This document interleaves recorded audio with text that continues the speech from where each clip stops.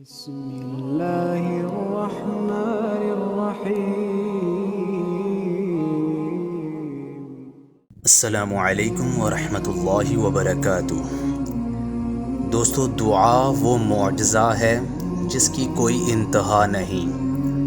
تم کچھ مانگو اور اللہ نہ دے، اس کی شان کو یہ گوارا نہیں ہے۔ تہجد کی دعائیں تو دنیا بدل دیتی ہیں، تم تو صرف نصیب کا بدلنا مانگ رہے ہو۔ دعاؤں میں اتنی طاقت ہوتی کہ یہ اللہ سے ہر بات منوا لیتی ہیں، پھر مسئلہ نصیب کا ہو یا قصہ ماضی کا ہو، ادھوری کہانی ہو یا ناممکن کام۔ دوستو، قبولیت کی نشانی ڈھونڈ رہے ہیں؟ اس سے واضح نشانی کیا ہوگی کہ اللہ اب تک تمہارا دل دعاؤں میں لگائے ہوئے ہے۔ اللہ، میں نے دعاؤں کی جانب دل موڑا ہے تو کچھ تو ہے جو اس نے بدلنے کا سوچا ہے۔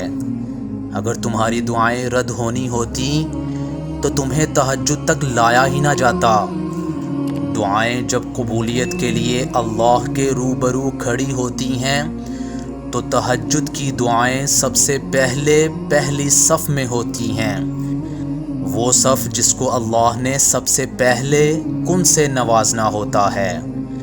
تو دوستو، جب دعاؤں میں ہاتھ اٹھاتے وقت دل بار بار قبولیت کا یقین دلائے تو سمجھ جاؤ کہ یہ اشارہ ہے کہ تمہیں مانگتے رہنا ہے، کیونکہ دل کو پختہ یقین تب بھی ہوتا ہے جب اللہ دعائیں قبول کرنا چاہتا ہے۔ مسلسل دعا دلیل ہے کہ قبولیت کی گھڑی جلد ہی آنے والی ہے۔ دعائیں بھی کیا لاجواب کر دیتی ہیں نا، جو ہر بندے کے لیے عرش تک کا سفر کرتی ہیں اور پھر وہاں پہنچ کر کہتی ہیں کہ واپسی کا سفر قبولیت کے لیے طے ہوگا۔ سنو دوستو، یہ نہ سوچو کہ تمہاری دعائیں سنی نہیں جا رہیں یا کبھی قبول نہیں ہوں گی، بلکہ یہ جان لو کہ تمہاری دعائیں عرش پر جا چکی ہیں۔ اس کی تو بس ایک دن کی بات ہے، جب تمہارے حق میں بہتر ہوگا تو اس نے کن کہنا ہے اور فیکون کے معجزے ہو جانے ہیں۔ اور معجزے تو ان لوگوں کے لیے ہوتے ہیں جو اللہ سے مانگ کر پھر کسی سے نہیں مانگتے۔ تہجد تک پہنچنے والوں کے لیے معجزے بھی انتظار کرتے ہیں۔ توکل تو کر کے دیکھو، اللہ پر جو لا حاصل تھا اب تک وہ بھی حاصل ہو جائے گا۔ وہ بادشاہ کن ہے، وہ تمہارے لیے معجزہ کر دے گا۔ یقیناً اللہ نے تمہاری دعا قبول کر لی ہے، اس لیے تو ابھی تک تمہارا دل نہیں تھک رہا اس انتظار سے، اور اللہ سن لیتا ہے ان کہیں دعاؤں کو۔ پھر کیسے نہیں سنے گا وہ دعائیں جو تم نے رو کر مانگی ہیں۔ تہجد کی دعائیں تو اتنی خاص ہوتی ہیں کہ انہیں سننے کے لیے اللہ بذات خود پہلے آسمان کی طرف آ جاتا ہے۔ اس وقت کی فریادیں عرش تک رسائی پاتی ہیں اور جلد ہی تم قبولیت کے کرشمے دیکھو گے۔ دوستو، تمہاری دعائیں تمہیں تہجد تک کھینچ لائی ہیں۔ یقین رکھو تمہارے لیے اب معجزے ہونے کو ہیں، اور بس صبر کا پہلو تھامے رکھو۔ دیری ہو رہی ہے تو پھر ضرور کچھ بہترین ملنے والا ہے۔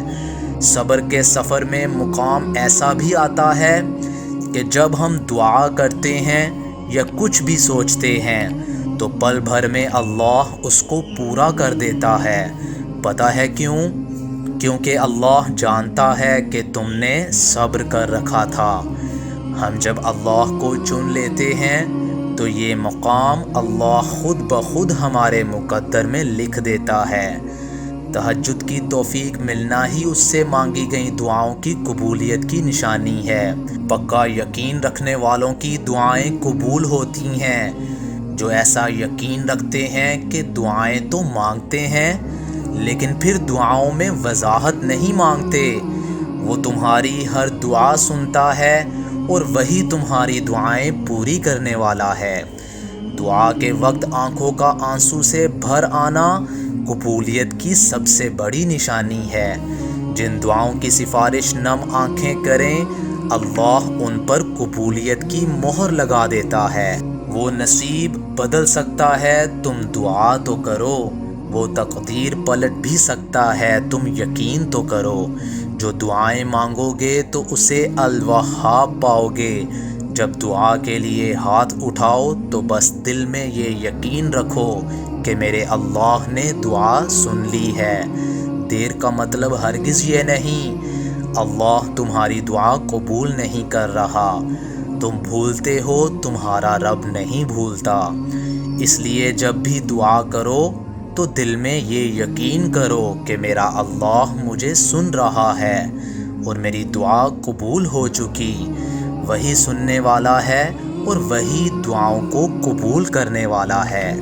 خاموش سجدے تمہاری انکہی باتیں خدا کے ہاں بہت خاص مقام رکھتی ہیں۔